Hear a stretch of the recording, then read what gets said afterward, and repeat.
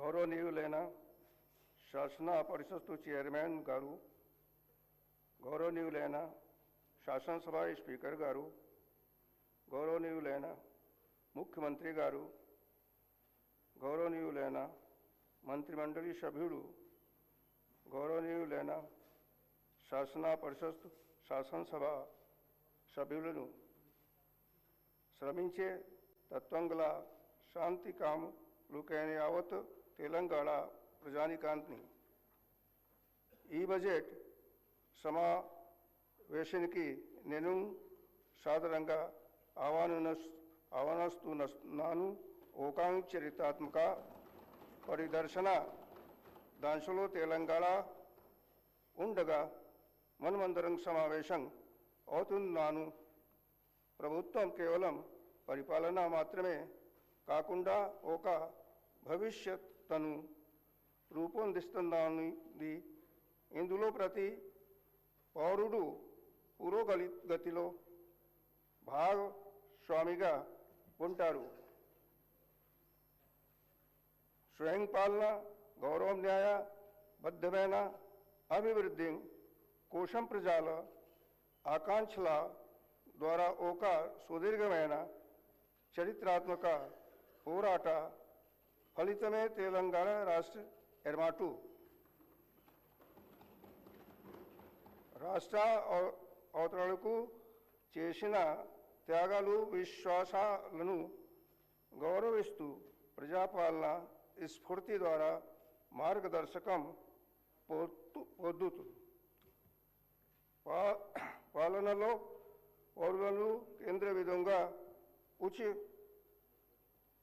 ఉంచడానికి ద్వారా ప్రతి కుటుంబానికి, సమాజంలోని ప్రతి వర్గానికి అభివృద్ధి ప్రయోజనాలు అందేలా చూడడానికి నా ప్రభుత్వం కట్టుబడి ఉంది. ప్రజాపాలన మార్గదర్శక సూత్రాలను నా ప్రభుత్వం దృఢంగా విశ్వసిస్తుంది. అంటే ప్రజా కేంద్రీకృత పరిపాలన. ఇక్కడ ప్రతి విధానం, నిర్ణయం మరియు కార్యాచరణలో ప్రజా సంక్షేమము, న్యాయం, గౌరవం కేంద్రం బిందువుగా ఉంటాయి.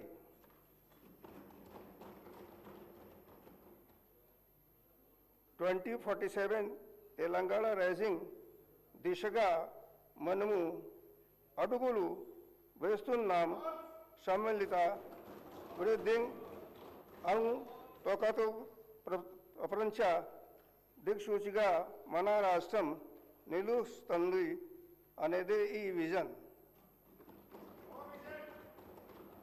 గత సంవత్సర కాలంలో సాహసోపేతమైన సంస్కరణలు, సంక్షేమ పథకాలు అందరికీ అందేలా మనం పటిష్టమైన పునాదులను వేశాం.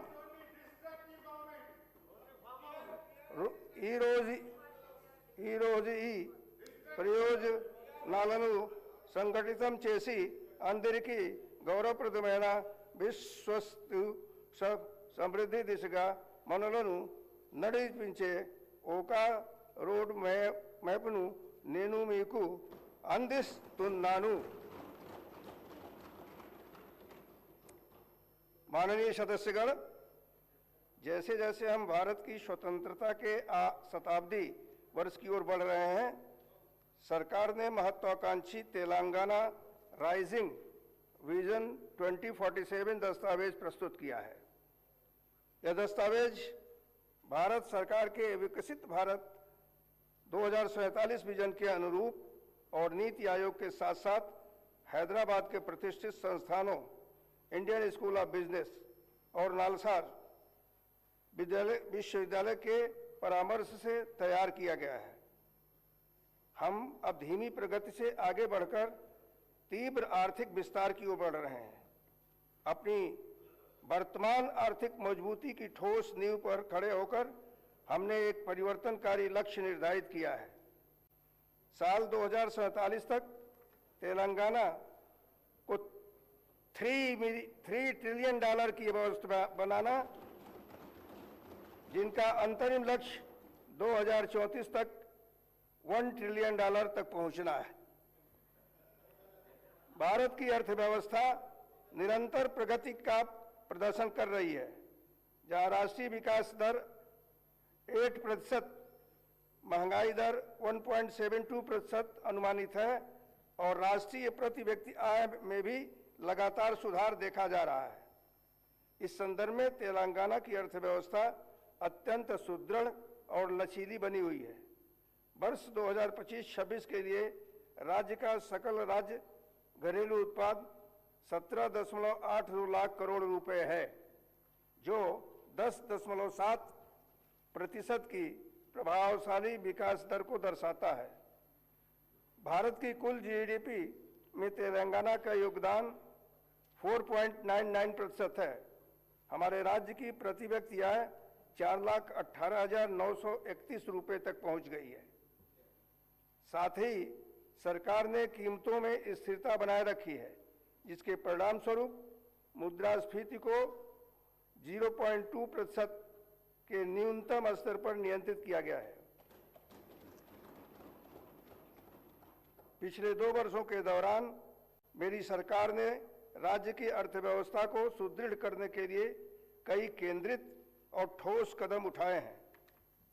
बेहतर सिंचाई सहायता और किसान केंद्रित पहलों के माध्यम से कृषि उत्पादकता में उल्लेखनीय सुधार हुआ है। साथ ही निवेश प्रोत्साहन और ईज ऑफ डूइंग बिजनेस में सुधार के जरिए औद्योगिक विकास को निरंतर बढ़ावा दिया गया है। इसके साथ ही आईटी, व्यापार, पर्यटन और अन्य उभरते क्षेत्रों में वृद्धि के साथ सेवा क्षेत्र का भी विस्तार जारी है। विभिन्न क्षेत्रों में किए गए इन समन्वित प्रयासों ने राज्य की मजबूत और निरंतर आर्थिक प्रगति में महत्वपूर्ण योगदान दिया है। The government has adopted the Cure Pure Rare framework as a polycentric strategy to ensure balance and inclusive development across the state, moving beyond the Hyderabad-centric growth model. Under this approach, the core urban region core will evolve into a net zero, knowledge-driven global hub. The peri-urban region will emerge as a manufacturing and logistic engine, and the rural agri region will be